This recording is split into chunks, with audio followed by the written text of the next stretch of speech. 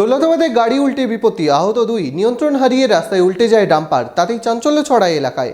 মনোবীক্ষণ polyclinic, চিকিৎসার জগতে এক দশক। এখন এখানে সব বিষয়ে ডাক্তারবাবু এক ছাদের তলায়।